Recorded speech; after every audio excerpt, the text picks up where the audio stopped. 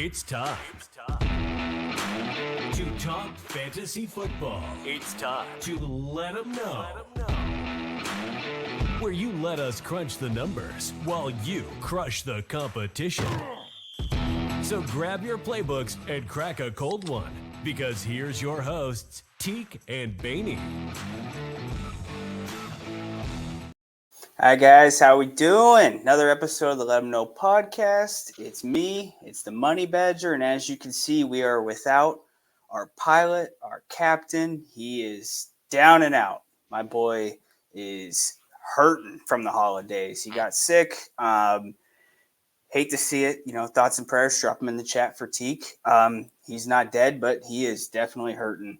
That being said, Badge, you just kicked off the Money Badger segment. You made some people some money. How are we feeling about it? We're feeling good, You guys hit that subscribe button. I mean, we went 7-2 last week with Discord, 3-2 on the episode.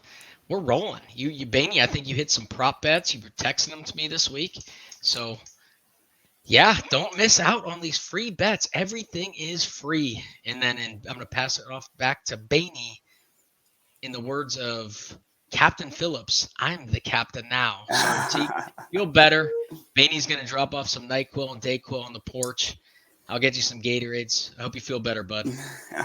So we don't have a mailbag this week. It's the holidays. It's pretty crazy. So, however, we did want to kind of foreshadow into the 2024 season. We're wrapping up this year. Probably most leagues are having their last week of the playoffs, trying to decide who their champion's going to be. If you're in leagues with, worst finisher, you're probably sweating out your punishment.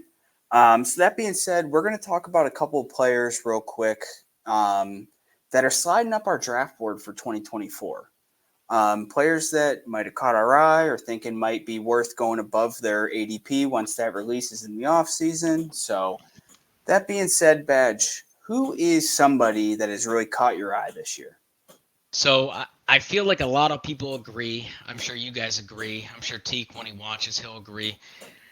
You got to mention the waiver wire hero, Puka Nacua. He is sitting at wide receiver 6, and you got him off the waivers. What a steal. This guy's going to be climbing up the draft charts next year. Great find by the Rams. I mean, great pickups for those you guys that were fortunate to get him. So, yeah, that's my first one. Puka Nacua, big shout out there. Wide receiver 6. It's crazy value, man. People spent all the fab money they had on him, and let me tell you what, it is probably the best investment they've made in fantasy in years. Absolute monster pickup. My is going to be the Old Faithful, the name that's not too pretty, but is proven to be very reliable. That is Amari Cooper. Amari Cooper was like, I don't know if he's a victim of the Dallas media. I don't know what it is, but everybody thought his career was dead when he went to Cleveland. Since he's been in Cleveland, he's posted back-to-back career seasons, and this year's not over yet. Last year, 17 games, 78 catches, 132 targets, about 1,200 yards receiving, and 9 touchdowns. This year, 15 games, 72 catches, 128 targets, 1,250 yards receiving, and 5 touchdowns. Like I said, this year's not over, and he's already had his best year by far. Mike, do you want to guess the quarterbacks he's done these numbers with? Well, Joe Flacco, a big shout out to the couch potato. Got off the couch. The old dog can still ball. I hated him in Baltimore. Now I'm starting to hate him again. So I'm having PTSD with him. But, of course, you got P.J. Walker, Deshaun Watson, and DTR. I mean, 4 different quarterbacks posting those numbers. I mean, and Jacoby Brissett. And Jacoby Brissett. Said 5 different quarterbacks. Dang, yeah, that's wild to me. So this guy can still play. I mean, oldie but goodie next year. So a lot of value probably where you're going to get him. Yeah, and he's a guy who's only played 2 seasons, less than 10 games. As far as, it goes, he's about as consistent as it goes. But like I said, it's not a pretty name by any means. I mean, he had 50 fantasy points this week. And I feel like no group chats really lit up about it. Everybody's talking about Flacco or what, somebody else, like Pickens. Pickens had that monster game. Everybody's blowing up talking about it. But I just feel like Cooper if you take him in a league I'm in, you take him earlier, I'm not going to haze you about it. I think that's a great pickup. I think he's going to go earlier than expected. So, do you have a second option for us, Badge? Yes, I do. I got to go to my boy. So I know Baney was against it, but I'm going back to the deep dives. I got to get my boy Nico Collins a little shout out here. So sitting at wide receiver 18, he missed 3 games and then 2 without Stroud. So I feel he's going to climb up my draft chart at least. So guy puts up when he has a big day, he has a big day. So I think he's going to definitely climb up some people's draft boards. What do you think, Baney? I think I gave you a hard time when you started throwing this name around at the beginning of the year. And at the time, I thought it was warranted. I was like, a wide receiver from Houston. Rookie quarterback. I don't know. And then, I mean, yeah, he is by himself probably won people weeks this year. So, yeah, next year, I mean, that's not a name that's going to slide under the radar. I definitely agree. And it was a little spot. I was a little worried with the rookie quarterback, but Stroud, I think he shocked us all. Yeah. My second pick is another wide receiver. If you guys are familiar with the channel, you're familiar with us, you know I love my wide receivers, full PPR. Very big proponent of 0 RB builds. That being said, from this rookie class, I'm going Zay Flowers. Zay Flowers this year, I mean, I think he's been a wide receiver 1 in that offense. Next year, I think there's an even bigger case for it. Everybody else in that team is just, by all means, not fantasy relevant. You see a couple big weeks from Odell. That's been great. But, yeah, man, another year with Lamar, another year with this new offensive coordinator. He's just, I mean, he owns all of Boston College's college records. The kid is an elite route runner. You saw him get some usage in the running game. I am a massive Zay Flowers fan. So moving forward next year, I think I'm actually going to keep him in my keeper league. I think I drafted him round 11. So that's great value moving forward. But Badge, how you feeling? Where do you think Zay is going to go next year? Yeah, I completely agree with you. I mean, the last 3 out of 4 weeks he posted above 20 fantasy points. End of the year, that really sticks out to people. So I think he's definitely going to climb up the draft boards. A lot of teams are going with these smaller, elusive receivers that seem to. I saw that one catch he made. He made like 3 people miss. I mean, I think one of them was Fred Warner. He juked the crap out of him. Yeah, he's definitely going to be climbing up my board and probably a lot of other people's boards, especially in year 2 with Lamar Jackson. So it's going to be a good pick. You know, he probably could even be more valuable if the Chargers would have pulled the trigger on him. But, you know, we see how that's going. Yeah, they went with Quentin Johnson. So, but that being said, we hope we got you guys thinking about 2024. You know, it sounds crazy, but it's right around the corner. You know, Badge wasn't with us when we were doing our rookie shows and our preseason shows and stuff like that going up the draft. But he's here now. He's got great insight. He's been an asset to the team, especially gambling. So, you know, maybe he'll be another addition to those. We talked about Rashee Rice. We talked about Zamir White. Those are major factors this season right now. So, you know, like I said, guys, hit the subscribe button, jump on. That being said, we're going to jump into starts. You got anything else to add before we get into the starts, Badge? No, it's this year flew by. It's going to be exciting next year with you all. Awesome. Badge, you kick us off. You give us the quarterback that you cannot live without this week. Okay, so my start quarterback here, I want you to forget this past game. So I'm going Brock Purdy at Washington. So Brock Purdy coming off his worst game of the season by far. Don't stress it, guys. Look what he's done for you in the past.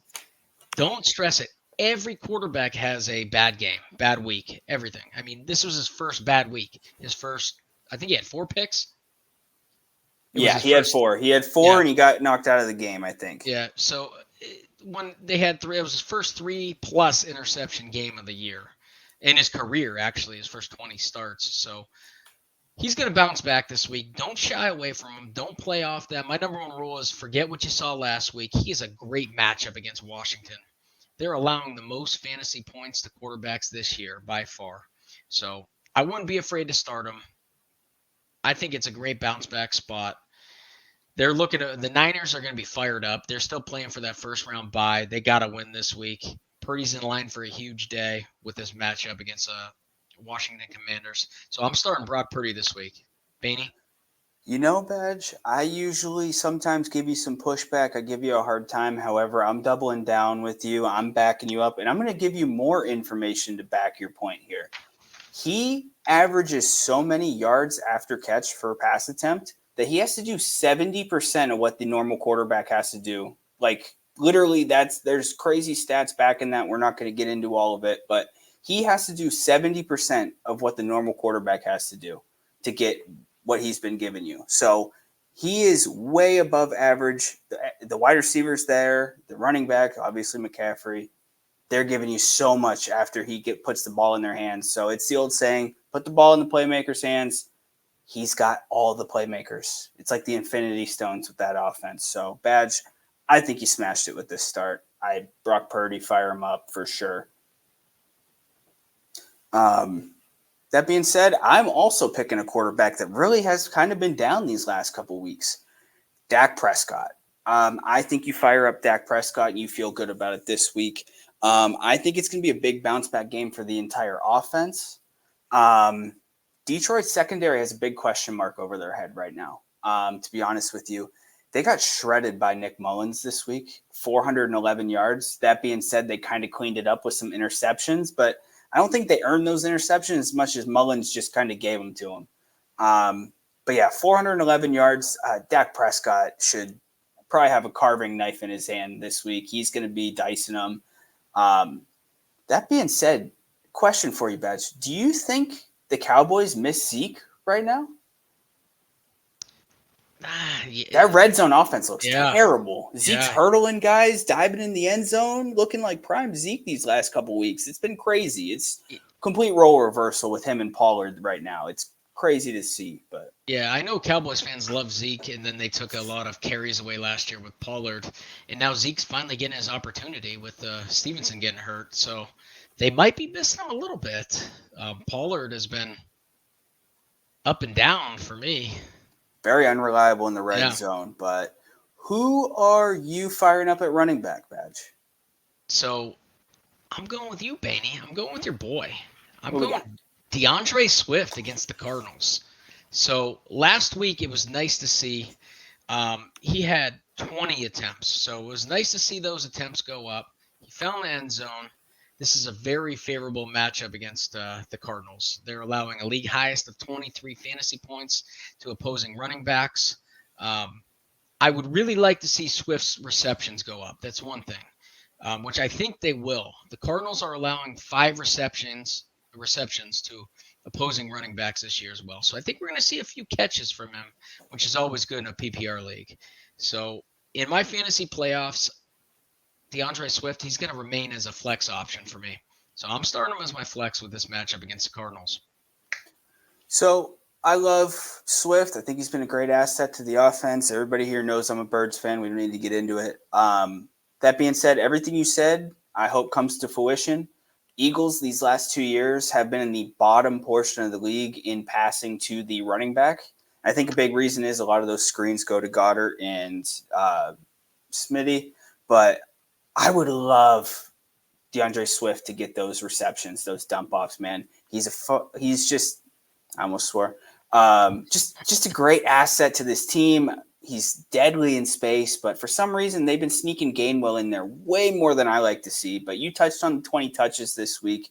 They're getting him activated. I would love to see them ride him into the playoffs. So I like this start a lot. I had him on my sits last week, but it's just because Jalen's just been such a touchdown sniper.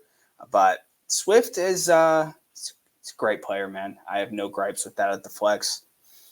Yeah, that's the only thing that worries me. It seems like the Eagles are always on the 3 and in goal line, and it goes to the brotherly shove. This dude leads the league, I swear, in most rushing attempts ended at the 1 yard line. He should probably have double-digit rushing touchdowns this year, but, I mean, a couple weeks ago he tripped over Kelsey. He was down at the 1. He had one. He fell out of bounds this week. So, yeah, his season could be very different if we got in there, but I have no gripes, like I said. That being said, You've taken this running back. TK's taken this running back. It is my turn. Bijan Robinson. Fire him up. Fire up Bijan Robinson. Played a guy who unfortunately knocked me out of my money league this week, and he left Bijan on his bench. He finally decided he had enough. However, I think this coaching situation in Atlanta is really the difference maker. I think Arthur thought he was untouchable. I think that he thought he could run and do whatever he wanted to do, and I think we finally got some quotes now that are saying it's probable he's not going to be back next year, and I think that's going to be contingent on if this team makes the playoffs. That being said, I think that means that Bijan is going to get fired up. I think that he's going to get all the workload, so Arthur can either say, look, he's not our guy, or he's going to prove that he is the guy. I think he's going to prove he is the guy. We saw how many receptions he got. He almost had 10 catches this week. He's leading the team in touches finally. I just, even though it's a tough matchup versus the Bears, I just think this is where we're finally going to see Bijan the workhorse and not Bijan the one play and done and bench the rest of the game. So use him for what you got him for. Get this team to the playoffs. I have a future on them to make the playoffs. Need it. And I wish Teak was here so we could talk about it. That, all three of our teams got a dub this week. We love talking about that when three of us hit that, but unfortunately, our boy's down. So, like I said, drop your thoughts and prayers for Teak in the comments. So, Badge, how we feel about this? Yeah, I'm a huge Bijan fan. I'm going to speak for Teak. I know he says this all the time, and he's going to agree. The Falcons are a coach and a quarterback away from being a contender, I feel. I mean, this offense is loaded. This defense, these free agents they picked up, they're playing stout. I would love to see Bijan's touches, handoffs go up. A player this caliber, but at least we got to see his receptions go up. They're using them there. I guess we could say they're leaving some tread on his tire than are overusing him. So I'm very excited next year, especially they get a coach, even a coach. Coaching a quarterback, you're a contender. If you just replace Arthur Smith, I don't know what he's doing. I mean, replace him, and I think they will, like Bainey touched on. Bijan, just keep feeding him the rock, especially late in the season, going for a playoff push for the team. He could have a big week. He's in line, putting up almost 20 points. I'm going to say this, and I'm only saying this because Teak's not here, so I feel safe, but imagine if Kyle Shanahan was the play caller for this Falcons team. Imagine these players, Bijan, Pitts, I mean, Drake London. That guy's London, making some crazy catches and moves. I mean, man, don't get me wrong. Algiers a great 1-2 punch. He's a 1,000-yard rusher, but I don't understand, man. Like I said, play caller, it makes a world difference. Maybe we can get this team going in the right direction. But that being said, what do we got for wide receiver coming out of the Badger corner? So my wide receiver, we touched on him going up my draft board. I got to toot my horn again. He was in my deep dives. I'm starting Nico Collins against the Titans. So what looks to be speculation, Stroud's going to return. I know they said it was one of the worst concussions this year, but now it's going on to 3 weeks now. I imagine he plays. So it's a must-win game. Great fantasy matchup against the Titans. Titans seem to be down and out, losing 2 games in a row. They're going to be flat-footed. Titans are allowing an average of 22 fantasy points to opposing running backs. Nico found the end zone last week with that QB situation. No Stroud. If Stroud comes back, I feel Nico is in line for a huge fantasy day and a matchup championship winning potential. When he goes big, and Stroud seems to love him. So I'm starting Nico Collins this week. Yeah, I know better now than to argue with you about Nico Collins. Like I said, this guy has won people weeks single-handedly this year, so I have no gripes with that. Tennessee has given up monster games to wide receivers this year and last. They haven't seemed to fix that problem. I have no issues with firing up Nico Collins with or without CJ Stroud. So that being said, I'm going to roll into my wide receiver this week, and my wide receiver is Rashee Rice. I understand what we saw from this Kansas City Chiefs was not the standard Kansas City offense we've seen recently. However, Rashee Rice is averaging nearly 10 targets a game since week 12. That is when his route run rate finally hit wide receiver 1 numbers. People have been begging to see this guy get more time on the field. Finally getting that. We're finally seeing the production match it. Like I said, guys, some of you might be new here. You might be watching us for the first time, or you might not have seen us before draft season. We covered Rashee Rice in depth. We really like this kid coming out of SMU. Great wide receiver. I think he's going to have a really good career, especially paired with Mahomes. I think if you're in a dynasty league and you have him, you are in good hands moving forward. That being said, he's going up against the Bengals. Bengals are a bottom 10 secondary in the league. You can ask Badge what Pickens did to them last week. And yeah, I truly think that this could be a really good game for Rashee Rice. So I want every part of it, fired him up in DFS as well. So Badge, how we feel? So we talk about this a lot. It's all about the targets. It seems Mahomes finally found his guy, his number 1 wide receiver. He's coming off 10 targets, 10, 9, 10, 9, 12. Targets are huge. Mahomes just lost to the Raiders. They looked off. So I expect them, usually when Mahomes is off, the next week he blows up. So I expect a huge game for him, especially like Bainey mentioned, that Bengals game. Pickens went off. Rashee Rice has just as much talent. I mean, this guy's explosive. He's Mahomes' number 1 receiver. He trusts him. He's feeding him the ball. He's getting him targets. I expect him to come down with more receptions this week. So, yeah, Bainey, great start. No pushback there. Awesome. So the most trickiest spot to play this year, the tight end, to gauge that in fantasy has been a struggle. So Badge, tell the people who are we firing up. So I'm glad you mentioned tricky. This has been a very tricky spot for me personally. This year I've been doing spot starts, matchups throughout, if you weren't fortunate to get one of those top 3, 4, 5 tight ends. So this guy here, I'm starting Cole Kmet against the Falcons. Sorry, Teak. I know you're not here. I hope you feel better. I don't know if you'll agree or not, but I got to start Cole Kmet. Cole Kmet against the Falcons. So this guy the last 4 weeks has done what he was supposed to do for the tight end position in fantasy. He went over 10 points the last 4 weeks. That's a win in fantasy for me, tight end spot. His targets have been consistent. Fields loves him as a safety blanket. Atlanta's defense has been allowing 8 targets to opposing tight ends all year. So I expect him to get targeted. I expect Fields to use him. I love these numbers, especially my fantasy playoffs and championships. So I got to start Cole Kmet this week and bring those targets. Keep them going.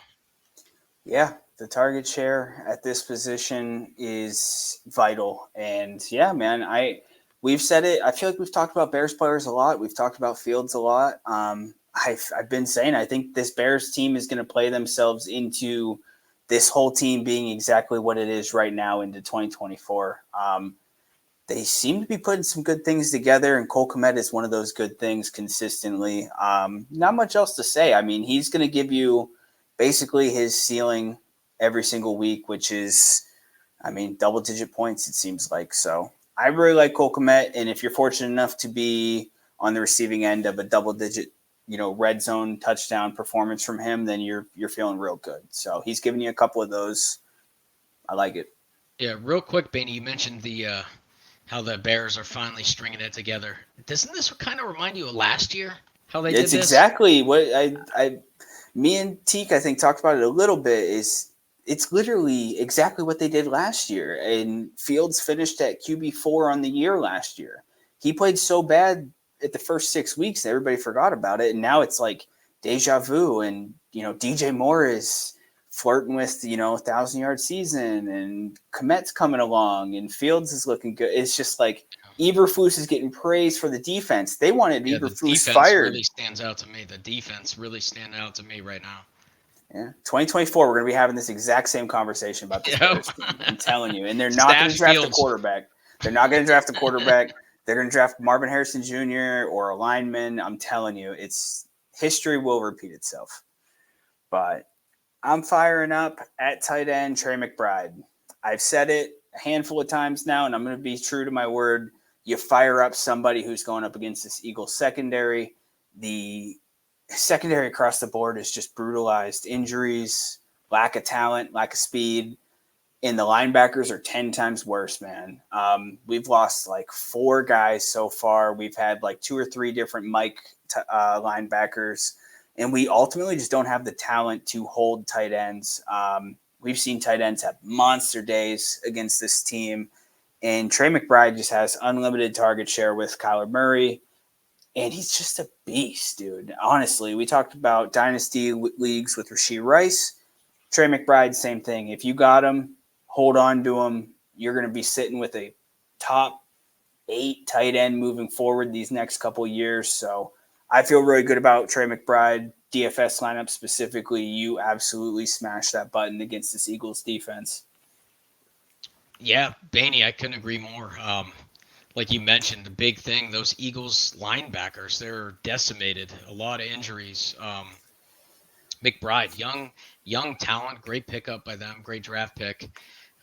Yeah, you got to roll with him. If you were fortunate to get Trey McBride, you're patting yourself on the back. You're happy as can be. I wish I would have got him. I've been in a tight end frenzy all year in all my leagues. So yeah, that frenzy gets worse, man. Hawkinson news, the ACL, MCL injury. I mean, those are owners that are going to be scrambling this week. It's tough. Tight end has been a tough position all year. So, and you know what? Screw you, Badge. You talking about linebackers and stuff. Miles Jack was on the Eagles this year and retired. He said he was going to trade school. He was going to be a plumber. We scooped him up. Yeah, he absolutely balled out for you guys. So. Yeah, we had Miles last year, and then they didn't re-sign him. So when they got him last year, I was excited, and then he didn't perform, and then they got rid of him. But, yeah, McBride, that's a huge pickup, especially if you got him on the waivers. So I wish I did. But, Mike, send us out. Send us on our merry way. So, guys, first I want to say me and Baney both miss Teak. It's not the same without him. We hope he feels better. Teak, get better soon. We'll see you next week. Guys, I want to give a shout out to our partner, Underdog Fantasy. If you go there, download the app right now on your phone. Use code LET'EMKNOW, fantasy code LET'EMKNOW. They will match up to $100 on your first deposit. That's huge. Free money. If it's free, it's for me. So, again, download the Fantasy Underdog app. Put up to $100. They will match it. Use promo code LET'EMKNOW. Guys, we love and appreciate you. Do us a favor right now before we send it away. Go hit subscribe. You're going to get a lot of free stuff. So use that promo code LET'EMKNOW. Underdog Fantasy. We hope you had a great Christmas. Teak, feel better soon. We love you guys. Until next time. Thank you for listening to another episode of the Let 'Em Know Fantasy Football Podcast. Join our community and follow us on all socials, or keep up with the episodes on YouTube, Spotify, or Apple Podcasts.